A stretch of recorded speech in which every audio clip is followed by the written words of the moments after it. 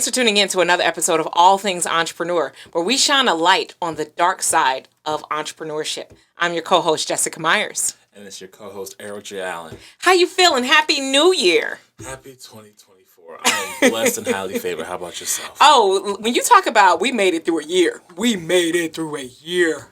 But one of the things that, they say hindsight is 2020. Mm-hmm. So I really want to delve into this episode. 2023 is over.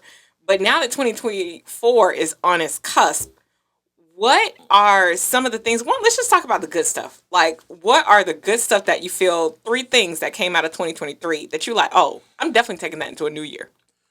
Oh, connections, new business partners, new relationships. That helped out significantly. Met some new funding sources. Using those right now for some projects we got going on right now. And just being able to get the ATE project going back in full speed once again. Those would be my 3 pivotal things right there. Oh, yeah. The 3 top things, man. I am always so grateful for the ability to, because I feel like entrepreneurship affords me a life that I could not have in corporate. Mm-hmm. And when I say that, when I was in corporate, I went to go take a vacation, and they were like, you got to borrow from your time for next year. And now as an entrepreneur, the travels that we've been able to do, man, I was like, we really get to do this, and I get to wake up every day and plan out my day. Now, every day isn't always easy, but the gratitude from that. So that's the first thing, being able to travel and turning to gratitude. The second thing that came out of it, honestly, I created a gratitude journal. Speaking about, we're going to talk about some of the other things, but the gratitude journal has definitely been something that I was excited about, as well as, like you said, all things entrepreneur and a lot of the visions that we're able to build. I'm so excited. I am so excited about 2023, but I am glad we made it through. I'm glad we made it through because there were a lot of things that I did not like about 2023 that, Let's expunge on some of them. What's one of the, you don't have to name them all, but, expunge on some of the things that try to take you out, but we're still here. Oh my gosh. One, when I tell you that my health as an entrepreneur, a lot of times you go. And if it's not going and traveling, going speak on this stage, going to go do this book, going to go solve this problem. But one thing that slapped me in the face was being overseas international and having to go to the hospital because nothing mattered. I had one trip, and then I was supposed to be, going to the Caribbean, for some work that I was doing down there. And I couldn't even make that trip. And it was like everything stopped when I was in the hospital. Nothing mattered but life and family. And that's one of the things that taking now into 2024, for one, getting my health together and taking it seriously, because your body is nothing in the entrepreneurial world or to anyone else that you're doing if you're not taking care of yourself. So that is the one slap in the face that I got from 2023. The next one I would say, definitely having better systems, because I gone on such a huge winning streak. I went through failure. I lost a huge project that I had been working on for years and years and years, and I put blood, sweat, and tears into that thing, and it went through resource after resource, and it just didn't work. And that took me out. And really, that's what the gratitude journal came from, because through my health, through now, several resources or things that I was looking to work on, it's like nothing worked. And I talked to my mentor, and I was like, how do you make it? How do you rebuild? Because yes, these things failed, my health and other things that I was working on and attempting to do, but I still have to rebuild and get to the other side. And that's where gratitude really, creating that journal, creating that space, that was really the baby that came for me from 2023. What about you? What were some things that almost took you out? Man, I ain't gonna lie. So I was working on a project, new construction project, and I had a contractor at the time. We developed a good relationship. This is somebody that I met him through wholesaling houses to him, and everything was going good until it wasn't. We hired him to come on to start doing some projects for us instead of wholesaling. We want him to now build out for us. And just to make a long story short, I'm not gonna make a long story. Well, I was like, long story long. We got time. Let's talk about it. Long story long, we had 3 new builds that we wanted to get out to the marketplace for last year, which we did get 2 of the 3 out. So first project got out, and there was some issues where the clients that bought the house, they ended up getting flooded Ah, literally a week after they bought the house.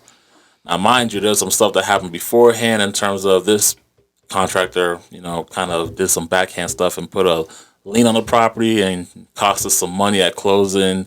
And again, it was just a bad business fallout. But, at the end of the day, we got through it. yeah. But when I tell you,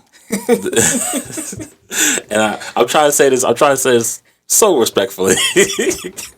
Well, hey, we shine the light on the blind side of entrepreneurship, so we shedding the light. Okay, so you know what? We are shining the light. I'm gonna talk about it. So, long story short, this contractor cost us $40K. Yeah. I was not happy. Yeah. This contractor cost, and the project took almost double the amount of time it was supposed to, and I just was like, dang, just counting the money just going out the back door. Yeah.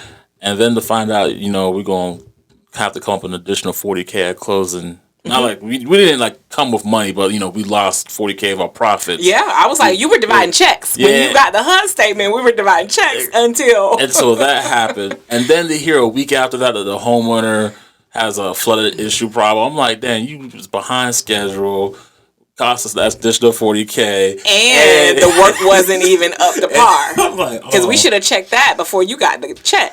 So, long story short, we got through it though. We parted ways with that contractor, and he did another one of our houses for us. Fortunately, there was no issues with that other house. Yeah. They was able to buy it, and to this day, I actually was just over there the other day because our other projects, like literally 2 houses next door to that house, we have a new contractor leading that one, and everything's going perfect. Yeah. But yeah, that project went good as well. But what I've learned from that is to trim the fat immediately. Yeah. Meaning, there were signs that me and my business partner, because I have a business partner I do a lot of my projects, my new builds with, there were signs that I saw early on that told me to cut it today, but I let my business partner kind of cohorts me, and no fault of his whatsoever, but he's just like, hey man, he's already in the project. The worst thing you want to do is fire someone mid-project and get someone else to come up and pick up the pieces. And I'm looking back and I'm like, it probably would have been a lot less cheaper had we did it my way. But again, no fault. But yeah, I let that relationship go a little bit longer than it should have, and it ended up costing us an additional $40K. And you know what? Now that you say that, because I realize that that's a theme, because you even told me, let that relationship go one of the first times I met you. Yep. And that's one of the things that I've always appreciated about you, because you trust your gut, and your gut never leads you astray. But you chose to ignore your gut feeling, and it cost you. I chose to listen to my business partner. No fault to you. No fault to you. Again, we passed it. We already had a long talks and talked about it, so it's all love. But we should have went with my gut. Because your gut ain't steered you wrong yet. It's undefeated. It's undefeated. Listen, I literally, real time when it was happening, I never forget it. I woke up in the middle of the night one day, and I called my partner. I'm like, yo, I think we need to let him go. And he's like, that's out the blue. I'm like, hey, listen, it just hit me. It just came to me. I'm just acting on the feeling. I think we should let him go. And he was like, man, and I just didn't act on the feeling. So now I know going forward, again, someone's going to have to be, someone's going to have to be the captain, and someone's going to have to be the co-captain. I should have took the lead in that and been like, yo, listen, I hear you, but this is done. Like, we cutting this today. That's the interesting part in partnership, because it's about trusting yourself. Because if you would have done it and cut it, and then it caused even more issues, because even with me, and going from, after you deal with something that does cost you, how do you trust yourself again? How do you get started again? Because now we're 2024. It's like, cool, wipe slate clean. We're moving forward. But how do you learn to trust yourself again after you didn't trust your gut, or you didn't stick to your guns? And it's like, now, how do I move forward and get that confidence? Oh, well, because we saw what just happened when I didn't. So I got all the motivation I need to now go forward. I'm going all in on what I say. Again, I'd rather deal with the little, the gripe of, man, why'd you make that call? I'll deal with that than versus losing $40K. Yeah. I'd rather deal with that. And again, who knows? Maybe if we went my way, we may have won or lost more, but we didn't go my way, and this was the end result. So what do you advise someone who's like, how do I trust my gut again after, seeing that, and I do have a partner that opposes me? Honestly, it's going to be a lot of self-reflection, and on top of that, conversation. Because again, me and my partner, we talked about it, we had drinks over it, and we just got to understand it now that, hey, listen, it happened. It is what it is. We're moving past it now. Yeah. And going forward, we'll approach, if a situation like this arises again, we'll approach it differently. Yeah. And see, that's the thing that turns a loss into a lesson, because I think people say that, but I'm like, well, what does that mean? That means unpacking it. Because you better believe going to the hospital, okay, I had to unpack what brought me to the hospital. Okay, what things can I change? Like, I've never been athletic, but now I'm working on getting my health together, going to the gym. I have friends that are just like, okay, we got a 10K here, let's do a 10K there. Let's change our habits to shift these things. Like, what were some things that, you shifted from what 2023 brought? Honestly, just letting go of the vine, as Gina Wigman said in Traction, just letting people mess up, do the things, what have you, blah, blah, blah. That's one thing I did. Another thing, and actually, I just want to make sure I'm answering it correctly. Re-ask me that question. As far as like some of the habits that you took from the lessons that 2023 taught you that you're going to do, move differently in 2024. Okay, yeah. So definitely, letting go of the vine, letting people do more. Again, understanding that I do 100% of the job correctly because obviously it's me, it's my business, my baby, blah, blah, blah. But if I can find somebody who can do 80%, 70%, that's good enough for me. And yeah, there's going to come some mistakes along the way, some bumps and bruises that may cost a couple of dollars, but guess what? The freedom of time to pursue bigger projects is way more important. Yeah. So letting go of the vine is one thing for me. Another thing was, again, that trimming the fat thing. Yeah. Oh, and do it sooner. Oh, no, listen, 2024, if I get an inkling, I get a... I'm done. I'm acting on it. I'm not looking back on it. I'm not apologizing to nobody. I'd rather ask for forgiveness and permission. Yeah. I'm out of there. Okay. So that's another thing I'm acting on. And the last thing is just learn to have a better understanding of people's situations and things where they're coming from. And this is more of a personal perspective, not and in business too, but just understand, like, you might be going through your own stuff right now, and this is how, you may unfortunately spew some of that because of just things going on in your life. But again, same thing can be said for that other person as well too. So just being more understanding. So most people be like, Errol, you're a robot, blah blah blah, because I'm always on go mode. I'm doing things. I'm up late at night making things happen. Like, I'm putting in the work. But not everybody has that same dynamic. Yeah. Some people got families, some people got kids, so just gotta be more understanding. Yeah. Oh yeah, that's definitely something. Like I said, when I was in the hospital and going through a lot of things that I was going through, who showed up in my tribe is what it helped me. Like, okay, this is what matters. And I think that because a lot of times I was just going because the projects get bigger and bigger and bigger, and it's like slow down to speed up. That was the biggest thing that I got from last year. My girlfriend, even before I got in the hospital, she was like, "This is your season of rest." I was like, "Say less." I'm gonna go on vacation now. But even on vacation, I was still moving, and that's where I got hospitalized on vacation. And it was like, "Oh, this is rest," because I can't breathe right now. Oh, and I see now what that means because nothing else mattered, and it brought me in the present, brought me in the now. So even now, before I start my day, talk about slow down to speed up. One of the things that I do is reflect. I go, and that's where I created the gratitude journal, because that literally has the daily habit of let me start and put my oxygen mask on first. Because a lot of times in entrepreneurship, you're solving a lot of other people's problems, and you're solving a lot of problems that go on throughout the day. But I am nothing if I don't start with centering myself in who I am and what we're doing and what we're building. And that's what helps me, I feel like, to gird up for what's to come. Because the day can go crazy. I didn't expect to go through, the situations that I had to go through. But how do I rebuild? How do I regroup? Literally by centering myself in the mornings and taking that time to slow down so that I can speed up. And that's helped me to be even more exponential. And that's why I'm excited about what we get to do in 2024. So give me some benchmarks that you want to see achieved in certain time periods. What you got going on? Ooh, so I am working on, it's one thing, my husband, he's a app developer and a technologist, and we are working on fusing a lot of what we do in the real estate sector, but putting it to a process in technology. So that's one of the things that I'm really excited about, and helping people prepare for that. Because a lot of times when I talk about networking and the things we've been able to do, I'm like, oh, networking. And they're like, huh? And I'm like, yeah, networking.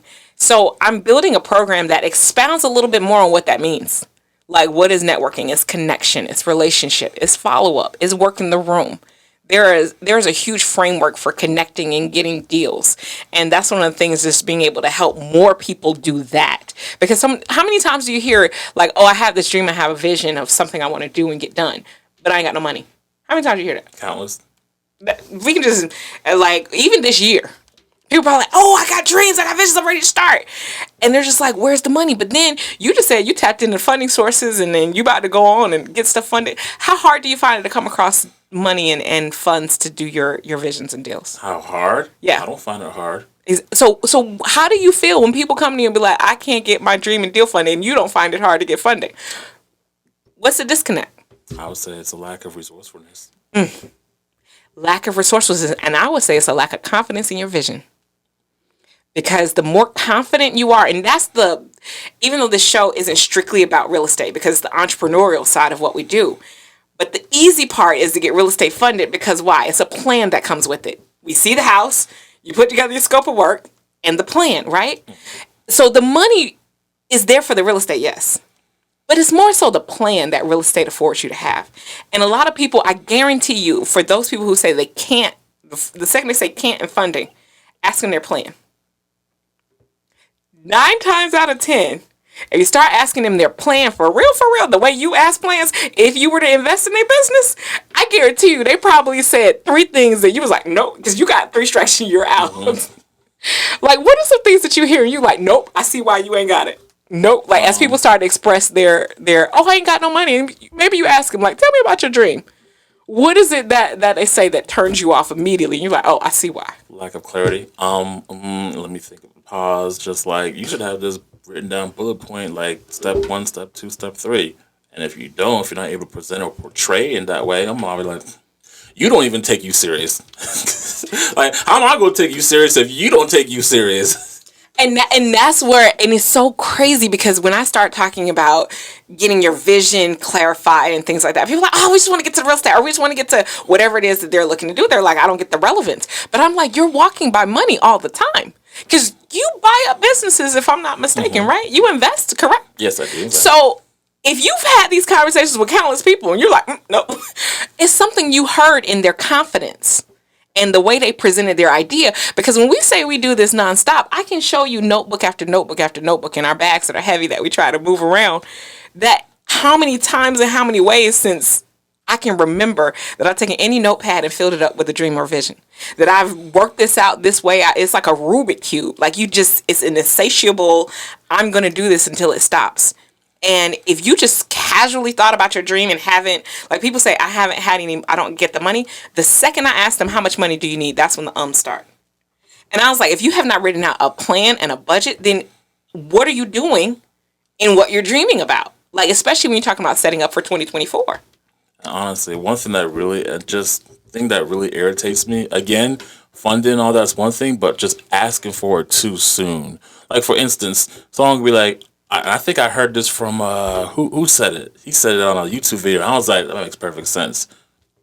Joe Budden said it. He was like, I have people all the time ask me, I'm trying to make money off podcasts. How do I do that? Start a podcast. They haven't had episode 1, 10, or none of that. It's like, how do I monetize? It's just, people are asking for, how do I get to this result so early on in the journey? You haven't even started the process. You haven't learned, made mistakes, got the feedback. You've done none of that. You're just trying to see, how can I get to the end result of getting to the money of this thing? Yeah. Without even going through the process. Yeah. And you just said a real one. When you said going through the process. Because I ain't gonna lie, sometimes that's the sadness of microwave success. Mm-hmm. Is that you don't go through a process, and it's like it's a chicken that's done on the outside, but the inside is not done. Mm-hmm. Like, because when I first started cooking, now you can eat from me now, because I make some good chicken.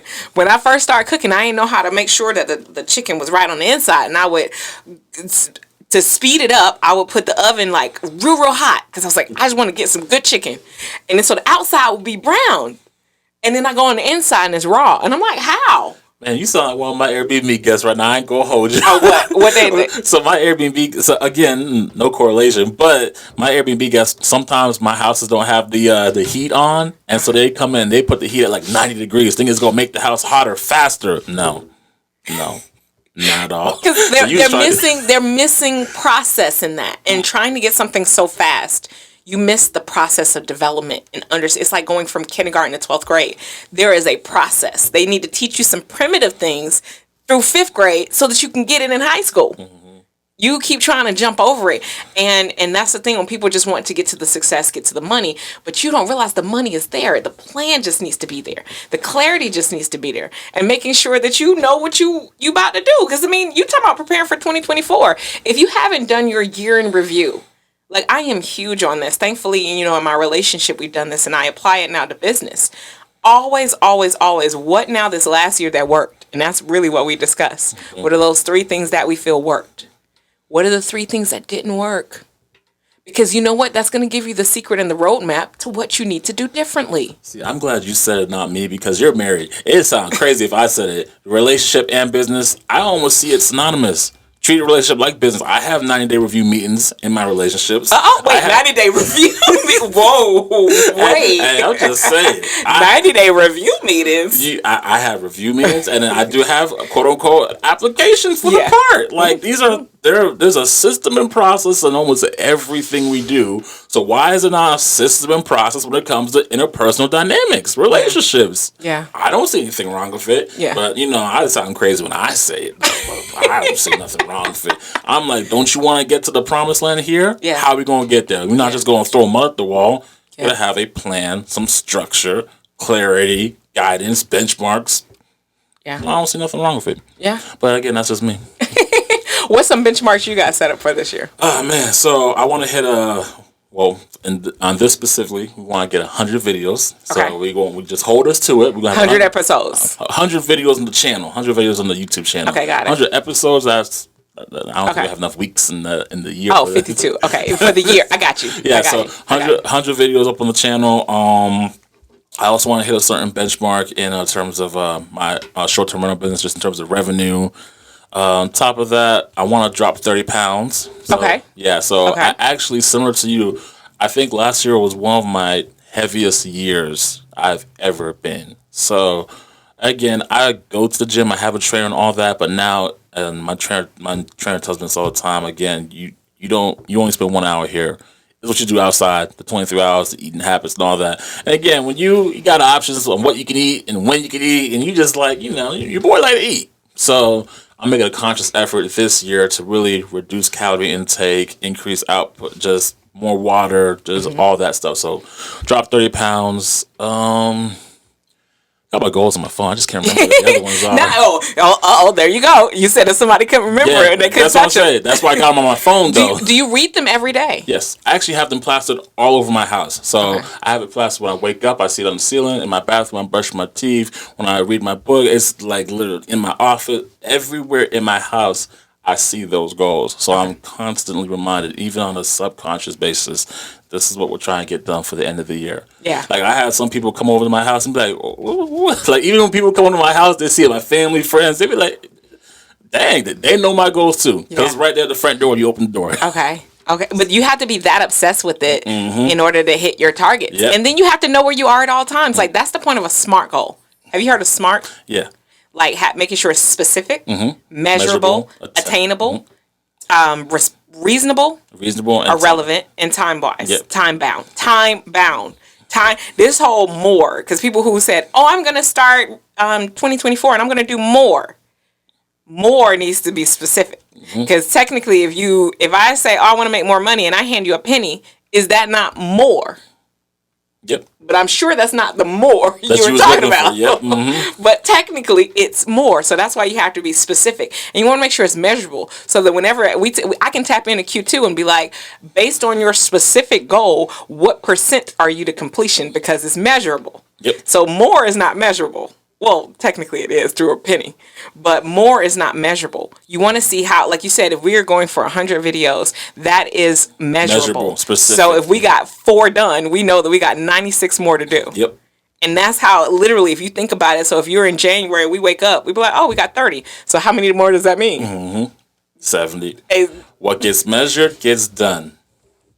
And more. So if you want to achieve more in 2024, take more out of your vocabulary and be specific about what that more means, what that more looks like. Because you didn't say, I want to lose some weight. You said, I want to release 30 pounds. You were specific. Yep. So it's measurable. So when you're down 25, okay, cool. I got 5 more to go. And actually, your boy already down a good 5. He been hitting that. Listen, the high intensity workout's been crazy. I ain't gonna hold you.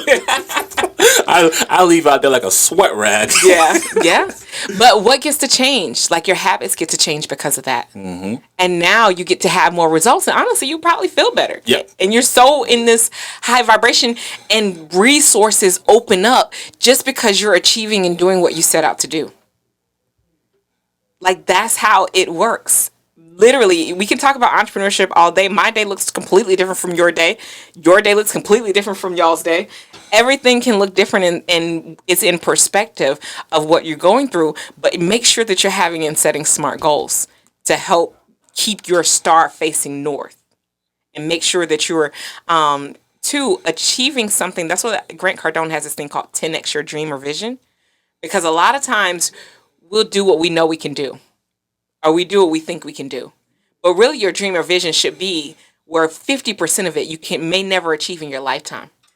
Now, yes, that breaks down to what this year looks like. But just like Elon Musk is setting on a goal to reach Mars. Now, will he ever do that? I don't know. But the technology that he's able to come up with on his route to doing so, that's what keeps you on a vision and a dream it takes a lifetime to complete. Now, I'm a betting man, and seeing what this man done put together, I think he's going to reach Mars before time's up. Uh-oh. I think he's going to do it. And you got a good hunch. Yeah, I got a good gut feeling. Yeah. Oh, yeah. Oh, yeah. But yeah, so with that being said, I look forward to seeing what this year and this journey brings. Yeah. I think staying open to what it's going to bring and staying in committed action. One of the things that I learned about last year is that living in the uncertainty and being comfortable with being uncomfortable. And that comes from staying in committed action. Never stop, no matter what. Never stop. No matter what's facing you, especially, in going through loss of business ventures and how it impacted my life, my community, my village, and all of that I faced blowback from, my business. And one of the things that I've mastered is to keep going even in the face of adversity. And that's the only thing that can shift and change everything that's going on in your life. What about you? What's the last what's the theme, a takeaway, and a charge that you have for 2024? I said it once and will say it again. Just knowing when to trim the fat and act on it expeditiously. And staying committing action. Yeah, no wasted movements, no give you enough rope. No, just make that decision, move forward with it. Let the chips fall where they may. Yes. Yes. As always, thanks for tuning in to another episode of All Things Entrepreneur. Please be sure to subscribe and tune into more of our videos that we have. As always, you got it. Let's get it. Let's go.